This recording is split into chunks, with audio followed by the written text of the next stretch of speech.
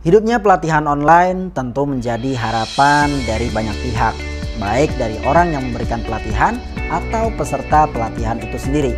Namun sayangnya, pembelajaran online seringkali terkesan membosankan karena sifatnya monoton.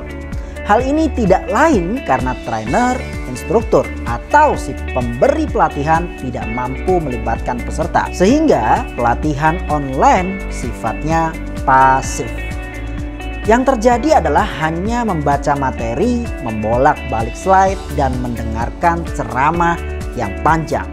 Untuk itu kali ini saya Arif Hidayat, fasilitator di Management Development International, akan membagikan aktivitas yang patut Anda coba di online learning. Nah, tanpa berlama-lama, berikut ini adalah beberapa contoh bagaimana Anda bisa membuat pelatihan online secara menarik dengan menggunakan aktivitas yang seru. Yang pertama, menggunakan ice breaking ringan. Sebelum Anda memulai pelatihan online, ada baiknya Anda memiliki amunisi untuk meningkatkan ketertarikan peserta dan memecahkan kekakuan pelatihan yang awalnya dianggap serius atau menegangkan. Padahal, konsep dari pelatihan online sendiri sebenarnya adalah santai. Nah, ice breaking sendiri merupakan permainan atau aktivitas yang pada umumnya ringan, lucu, sehingga mengundang tawa para peserta. Misalnya, Anda bisa menggunakan tebak gambar. Anda bisa menyediakan sebuah gambar yang unik di mana Anda bisa meminta peserta untuk mencari komponen terkecil dan samar di dalam gambar tersebut. Bagi yang berhasil, Anda bisa memberikannya poin. Para peserta akan merasa lebih santai dan gembira jika telah melaksanakan aktivitas ice breaking. Akan muncul riuh kegembiraan yang bisa menimbulkan rasa semangat, minat, dan juga keterlibatan semua peserta mampu menciptakan makna pemahaman dan juga ada nilai moral yang terkandung di dalamnya. Nah, yang kedua, gunakan kuesioner atau polling. Layaknya pelatihan offline, metode kuesioner atau polling juga penting untuk Anda terapkan. Hanya saja, jika dalam pelatihan offline, kuesioner dapat Anda berikan dengan membagikan sebuah kertas. Untuk membuat pelatihan secara online, Anda bisa menggunakan platform tertentu untuk membuat kuesioner atau polling. Nah, kuesioner atau polling ini harus Anda siapkan sebelum training tersebut dimulai. Yang ketiga adalah diskusi dan tanya jawab. Dalam proses pelatihan sangat penting bagi Anda mengikut sertakan audiens secara aktif.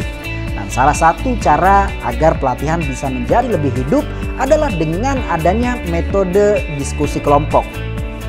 Hal ini bertujuan memberikan kesempatan kepada setiap audiens untuk mengembangkan kemampuan memecah masalah secara rasional.